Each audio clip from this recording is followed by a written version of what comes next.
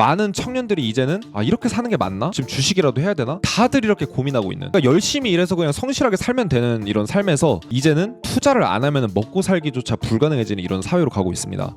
안녕하세요, 투자시가자 김PB입니다. 청년층 대위기, 한국경제 큰일 났다 라는 주제로 오늘 한번 말씀드려볼게요. 오늘은 심각한 청년층 위기의 실태, 그리고 우리나라 경제에 대한 해법, 그리고 여러분들이 투자로 해결해야 될 해결 방법, 이런 것들을 한번 종합적으로 좀 제시해보고자 합니다. 일단 요번에 코스피 4,000포인트 그냥 돌파했고, 지금 위에 매물대들이 굉장히 중요한 라운드 피겨 가격대가 있음에도 불구하고 현재 이렇게 상승하는 추세로 봐서는 더 뚫고 올라가려고 지금 준비를 하고 있는 것 같아요. 지금 나스닥이 지금 연일 계속해서 상승 추세를 보여주고 있는데, 나스닥, 즉 이제 미국 증시 상승 추세만 이제 확인이 되면은 코스피는 진짜 하늘 높은 줄 모르고 돌파하려고 좀 준비를 할 것 같습니다. 그래서 지금 삼성전자도 결국 10만 전자 돌파해서 많이 날아가고 있다, 이런 기사들이 나오고 있어요. 그러니까 모두가 축제인 분위기라는 거죠. 근데 사실은 반도체 관련된 주식 매수자들의 한정한 경우도 좀 있는 것 같아요. 그러니까 2차 전지도 많이 올랐고 반도체도 많이 올랐고 전반적으로 많이 오른 종목들이 있지만, 여전히 상위 10%의 종목들만 대부분 다 미친 듯이 오르고 있고, 나머지 종목들은 좀 빌빌 기거나 다른 종목 상승세에 비해서는 사실 그렇게 딱히 또 많이 오르지 않은 이런 모습들을 좀 보여주고 있습니다.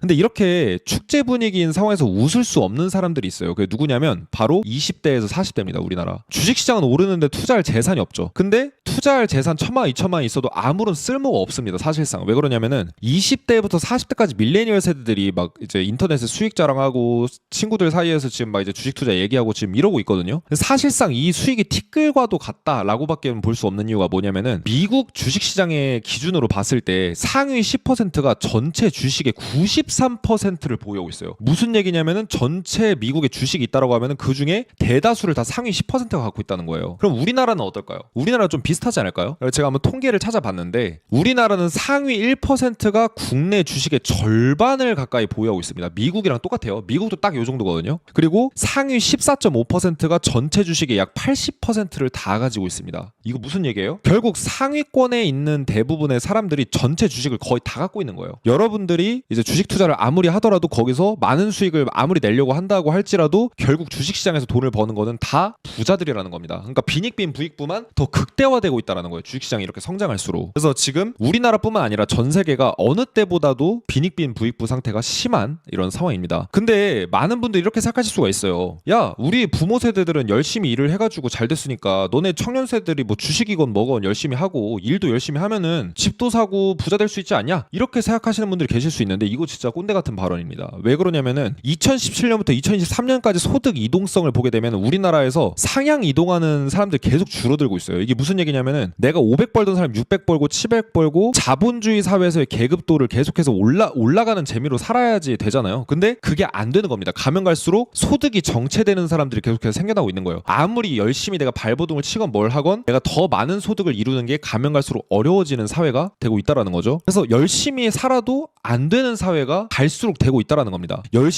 지금 다 누구나 다 열심히 살잖아요. 열심히 살아야 현상 유지가 되는 이런 형국이다라고 볼 수가 있겠는데, 이런 상황에 일자리도 줄고 있어요. 양질의 일자리들이 특히 많이 줄고 있는데, 청년층의 소득 증가율이 나 홀로 1%대입니다. 지금 너무 우울한 얘기들을 하고 있는데 뒤에 해결책도 말씀드릴 테니까 걱정하지 마세요. 그래서 청년들의 소득 증가율이 실제로 1%대 그친다라는 거는, 청년들이 열심히 일하고 발버둥을 쳐도 실제로 소득의 상승이 제한적이라는 겁니다. 이거 물가 상승률도 못 따라가게 생겼어요. 그러니까 물가가 10이 올라가면 내 소득도 10 그 이상이 올라가야 실질 소득이 늘어난 건데, 물가는 10이 올라가는데 내 소득은 3만 올라가고 내 자산도 3만 올라가요. 그러면 난 점점 더 거지가 되는 겁니다. 그래서 일자리의 질적 저하 때문에 청년 소득들이 안 늘고 있다라고 하는 게 주요 요인이라고 하는데, 지금 우리나라 사회는 치열하게 살아야지 나아질까 말까인 상황이라는 겁니다. 나아지는 게 아니고. 그래서 많은 청년들이 이제는 이렇게 사는 게 맞나? 지금 주식이라도 해야 되나? 다들 이렇게 고민하고 있는, 그러니까 열심히 일해서 그냥 성실하게 살면 되는 이런 삶에서 이제는 투자를 안 하면 먹고 살기조차 불가능해지는 이런 사회로 가고 있습니다. 그리고 우리나라는 열심히 살더라도 문제인 게, 열심히 살아서 좀 잘 나가지려고 하면 소득세를 엄청나게 떼가요.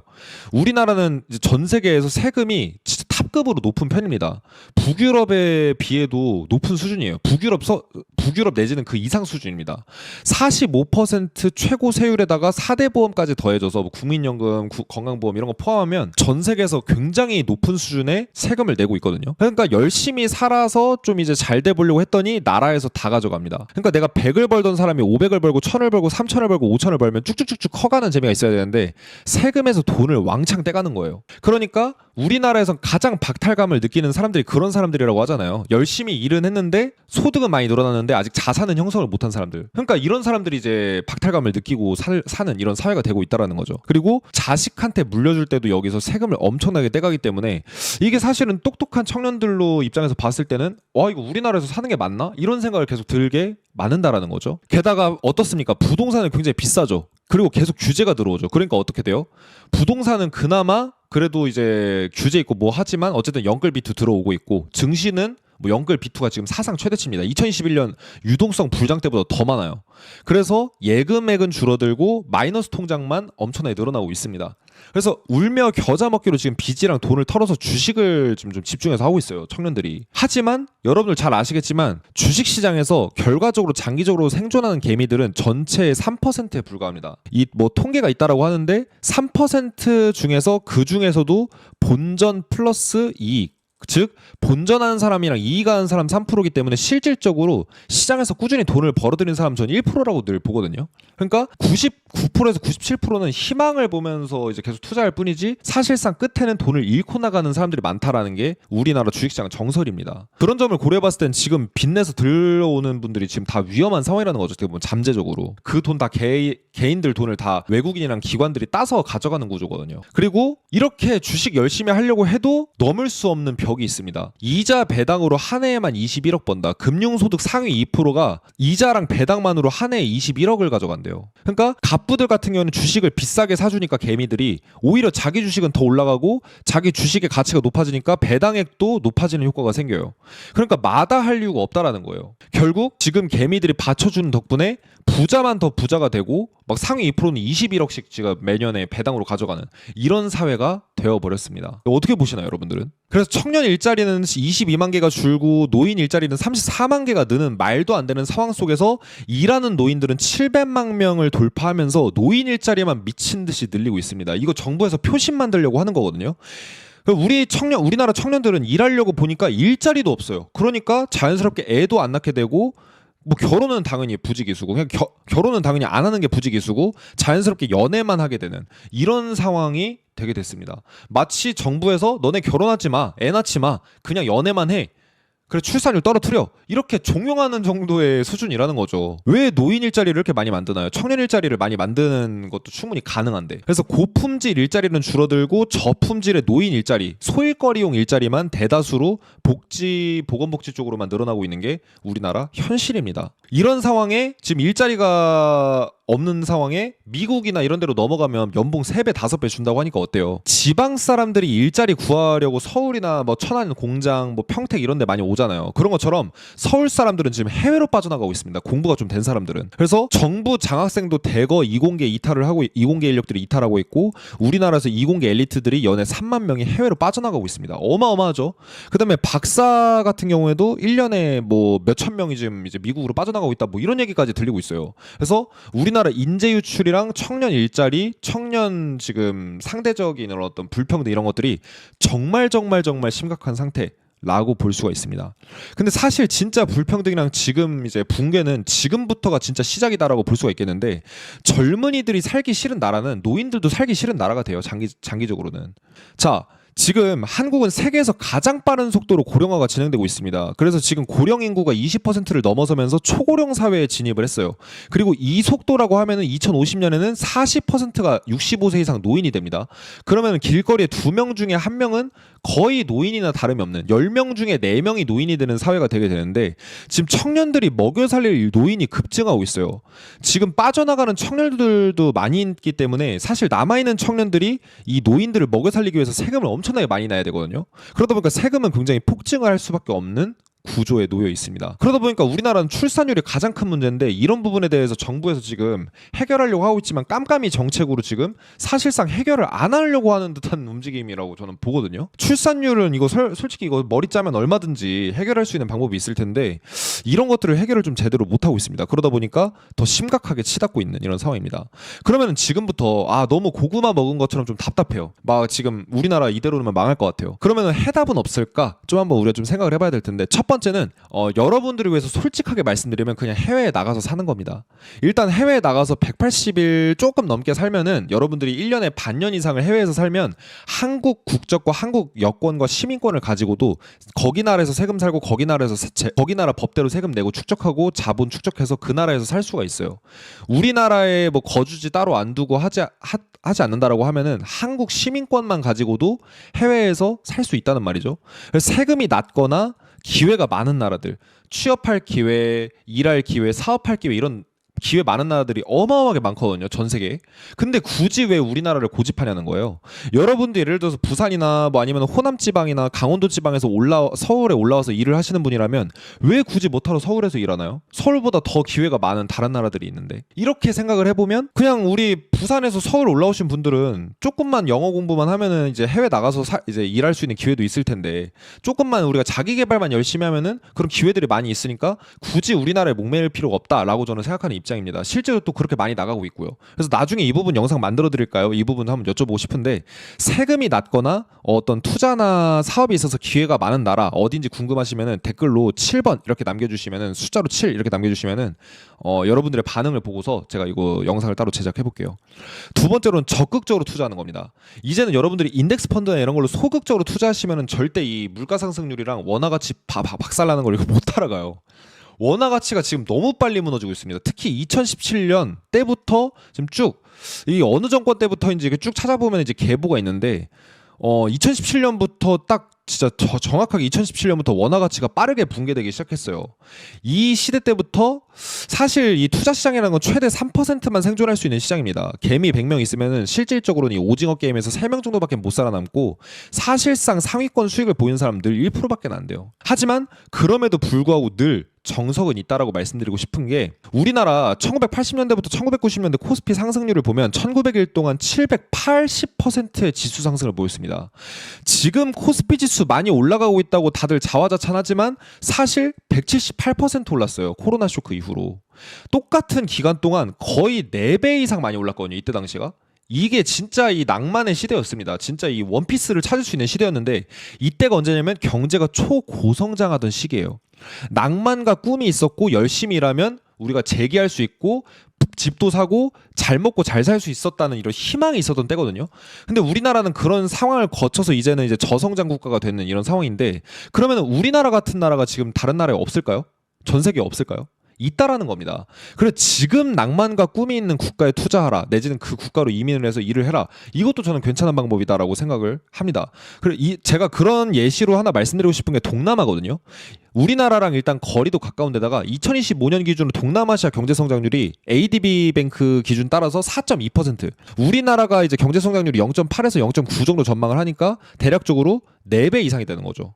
5배 이상의 성장률을 보이고 있는 게 바로 동남아입니다. 그러면은 우리가 이게 결국 경제 성장률이라는 게 기업들이 돈을 많이 벌고 많이 이제 순이익을 많이 내야지 성장도 빨리 하는 거거든요. 그러니까 결과적으로는 동남아에 있는 기업들이 우리나라 기업들에 비해서 5배 정도 더 빨리 성장한다라고 우리가 좀 추정을 해볼 수가 있어요. 그러면은 바꿔서 말씀드리면은 우리나라 주식시장이 5 오를 때 여기는 25% 오를 수도 있는 겁니다. 종목을 잘 잡으면은. 예를 들면 이제 베트남에 호아팟이라는 회사가 있는데 삼성전자랑 포스코를 합친 회사거든요. 포스코 같은 철강 기업으로 1위 기업을 하고 있고 실제로 기업의 마인드도 괜찮아요. 기업 CEO의 마인드도. 지금 다 베트남 기업들은 아직도 분식회계에서 돈 떼먹는 게 일상인데 이 기업은 그렇게 하지 않고 있습니다. 게다가 삼성전자처럼 가전업계까지 뛰어들어서 지금 이제 가전업계 패권도 주려고 하고 있거든요. 왜냐? 우리 베트남 이제 잘 먹고 잘 살지 않냐? 이제는 우리나라는 철강 말고 가전으로 나갈 때다. 소비자의 이제 소비자들이 먹고 살만해졌으니까 가전 쪽으로 좀 승부를 보자. 이렇게 하고 있는 기업이 있거든요. 옛날에 이건희 회장님 보는 이런 느낌인데 어쨌든 베트남 같은 경우에는 2025년 1분기에 7.96%의 어마무시한 경제 성장률을 보였습니다. 그래서 동남아시아 국가들은 우리나라랑 가깝고 좀 약간 이제 문화적으로도 좀 비슷한 면이 있어서 친숙하고 가깝고 기회 많고 분석이 쉬운 이런 나라들에 투자를 해보시는 걸 추천합니다. 주식이든 부동산이든. 특히 분석이 쉬운 이유가 뭐냐면은 지금 우리나라 1980년에서 1990년대에 거쳐가고 있는 것들을 얘네들이 지금 겪고 있어요. 그럼 이 국가들에 투자를 할 때 어떤 기업에 투자를 해야 되는가, 어떤 부동산에 투자해야 되는가, 우리나라에서 돈 많이 벌 수 있었던 강남 아파트, 우리나라에서 가장 잘 나갔던 삼성전자, 이런 기업들이랑 부동산 케이스만 몇 개만 공부해도 저기 가서 수익을 내는 게 어느 정도는 용이하다라는 거예요. 베트남 주식 같은 경우는 사기도 쉽잖아요. 증권사에서. 세 번째는 부동산 안정화입니다. 이건 뭐 우리가 할 수 있는 건 아니고 목소리를 높여야 되는 거지만 아주 싸게 살 수 있는 집이 있고 아주 싸게 거주할 수 있는 집이 있잖아요. 그러면 결혼율이랑 출산율은 반드시 올라갑니다. 우리나라 국민들 지금 특히 청년들이 결혼을 주저하는 이유가 뭐냐면 이것 때문에 그래요. 집값이랑 출산율은 반비례 관계에 있습니다. 집값이 올라가면 출산율은 떨어져요. 이거는 통계로 다 검증이 된 건데 한 연구에 따르면 집값이 10% 올라가게 되면은 주택을 보유하고 있지 않는 가구에서는 출생률이 1% 정도 떨어진다. 즉 주택 구입을 하지 못한 상태에서 집값이 오르게 되면은 출산율이 낮아지고 아이를 낳을 여건이 악화되기 때문에 당연히 출산율도 떨어진다라고 얘기를 하고, 또 다른 이제 자료에서는 집값과 임대료가 높아지게 되면은 젊은 세대들이 가족 형성을 하는데 조금 부정적인 영향을 준다. 결혼이나 출산을 하는데. 그리고 또 다른 연구에서는 주택 가격이 높아질수록 가입 여성이 낮아진다. 즉 이제 애 안 낳는다 이거죠. 즉 집이 없으면 집값이 오를수록 출산을 포기하는 거는 연구 결과에서 다양하게 드러나고 있습니다. 그래서 부동산 가격이 안정화가 안 되면 말 그대로 끝장인데, 지금은 물론 지방에 있는 대부분의 부동산들은 다 떨어지고 있고 서울 경기권의 일부 지역들만 막 많이 오르는 현상이 보여지고 있어요. 그럼에도 불구하고 서울 경기권 집값이 확 떨어져서 잡히지가 않으면 출산율이라는 건 도무지 개선이 될 수가 없다는 겁니다. 우리나라는 1번이 집값이에요. 뭐 출산을 장려하고 뭐 다자녀 정책 이런 것들보다 확실하게 그냥 집값이 한 뭐 2억 3억이어야 봐요. 그러면은 많은 사람들이 결혼한다니까요. 근데 지금 너무나도 집값이 뭐 30억하고 50억 하는 세상이기 때문에 그래서 애들을 많이 안 낳는 이런 상황이 됐다라고 볼 수 있을 것 같습니다. 출산율이 개선돼야 우리나라가 나아지죠. 그래서 투자 같은 경우에는 제가 도와드릴 수 있는 건 투자나 경제 부분에 대해서 정보를 제공해드리는 역할인데, 투자는 사실은 필수를 넘어서 이제는 기본입니다. 안 하면 안 되는 세상이에요. 하지만 배우지 않고 투자한다? 사실상 지금 기관하고 외국인들은 표범과 호랑이와 사자, 하이에나 같은 존재들입니다. 여러분들이 시장에 돈 딱 들고 오면 호구 왔다라고 딱 생각하고 계속해서 여러분들 돈을 뜯어먹으려고 호시탐탐 노리고 결국은 기회가 왔을 때 여러분들 돈을 다 가져가요. 그래서 결국 여러분들은 공부하지 않으시면 세력들 먹잇감밖에 안 되기 때문에 투자는 해야 되지만 배워야 되는 이런 상황이라고 저는 볼 수 있습니다. 그래서 배우시려고 한다면은 제가 좀 요번에 월말 특강 해드리는 거 좀 들어보시면 어떨까라고 말씀드리고 싶은데, 요번에 구독자 20만 돌파 기념으로 제가 생일 때 딱 한 번 공개했었던 대공황 절대 수익 투자 전략, 경제 위기가 오고 경제가 박살났을 때 오히려 기회를 얻는, 지금처럼 우리나라 코스피 올라가지만 경제가 악화되는 때가 왔을 때 장기적으로 코스피가 경제 악화에 따라서 간다라고 하면 경제가 크게 어려워지고 지수가 많이 빠질 수 있거든요. 남들이 어려울 때 오히려 수익의 기회를 낼 수 있는. 그래서 실제로 제가 테스트 계좌까지 이게 테스트했던 거 다 보여드렸거든요. 요 내용을 특별 공개해드리도록 하겠습니다. 절대 수익 투자 전략, 대공황 절대 수익 투자 전략이라는 주제로 10월 30일 목요일 오후 9시 반에 저희 라이브 방송에서 요 내용 한번 절찬 다뤄보도록 하겠습니다. 대공황이 앞으로 다가올 거고 그 대공황에서 99%가 망하는 이유, 그리고 요거 준비만 하면 대박인 이유, 여기서 부자가 된 사람들 그리고 그 사람들의 노하우를 업그레이드한 버전의 투자 전략 그 성과까지 검증해드려 보도록 할게요. 1577-0471로 월말 이렇게 문자 보내주시면은 바로 신청하실 수 있고요. 아니면 일시 맞추셔서 라이브 입장해주시면은 요 내용 들으실 수 있는데, 까먹으실 수 있으시니까 링크 받으실 수 있는 월말 문자 보내시는 거 추천드립니다.